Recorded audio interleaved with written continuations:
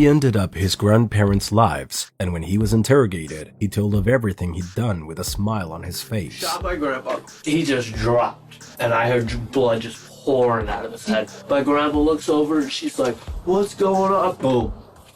Shot right there, grazed her head, and she was still moving, so I shot her right here through her head. How close were you, Isaiah? I could have made the shot for 300 yards. I'm an amazing shot, but I was probably 10, 15 feet away. Isaiah Sweet assassinated Richard and Janet Sweet and had no problem recounting the whole thing in great detail. You guys make me feel like I didn't do anything wrong. Why do you say that?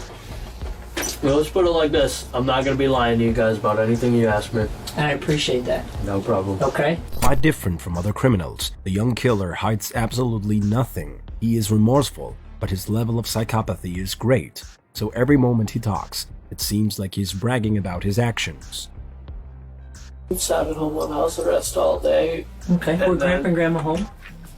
And then I went down to the basement. There's a door that goes into the garage from the basement. I went up to the garage and then in their room, took the assault rifle out of their room.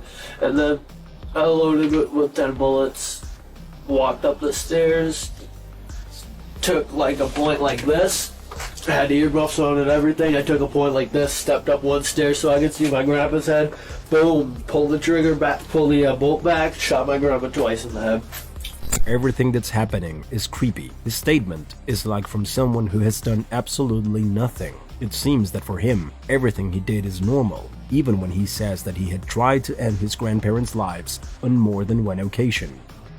I think you mentioned that you went downstairs into the basement. Which did you go for first? Did you go for the rifle or did you go for the ammunition? Walk me through that. Okay. When I went downstairs, first, I was just going to hit them both in the head with a bat.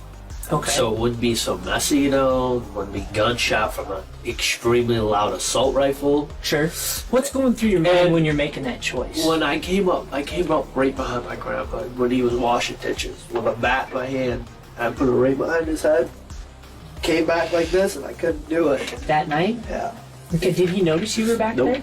And I came up behind him about 15 different times and he didn't notice me once. The policeman was surprised with everything he was hearing, and out of the blue, he asked the question that was rattling around in his head the most. Dan, that these are your grandparents. You know that they're human beings, they're people, right? Yeah.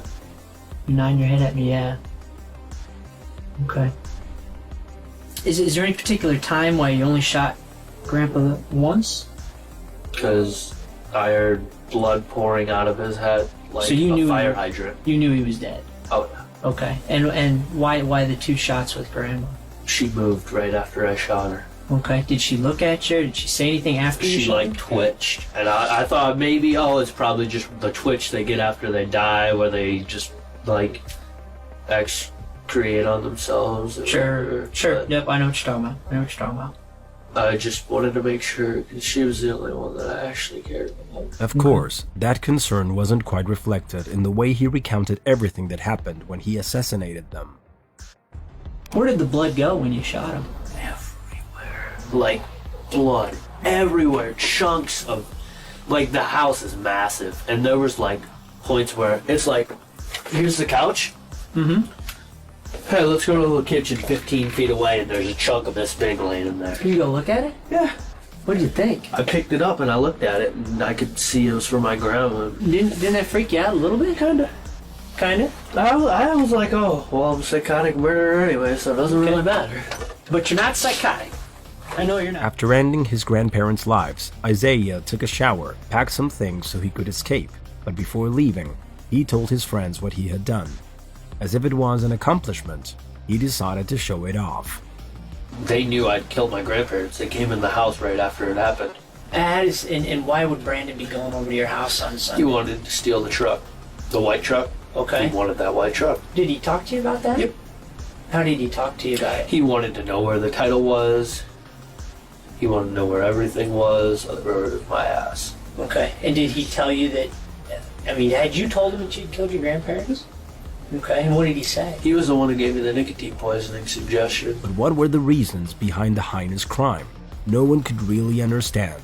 They had taken care of Isaiah because his mother wasn't fit to do it. From the time he was a little boy, They had given him absolutely I everything. don't know what built up in me. I just had so much stress. Like what? My grandma was dying of cancer. My grandpa called me a piece of shit every night of my life and every day. He constantly told me to just kill myself or fall off the earth. They treated me like I tried so hard to help my grandma with everything. But my grandpa made everything so hard because he'd always stress me out, scream at me for no reason. And I didn't know what to do anymore, so I just snapped. Shot both of them and stole the truck. However, in later statements, he also began to blame his grandmother for everything that had happened, so it wasn't really clear to anyone if whether what he was saying about the abuse was true or not. The truth is that Isaiah was sentenced to life imprisonment without the possibility of parole, but after another trial, he was again sentenced to spend the rest of his life in prison, but this time with the option of requesting his release early and without a minimum number of years. The police investigation would reveal that one of the computers in the house was found to contain inappropriate images of children, all on the grandfather's account, but the results of those inquiries have not been released.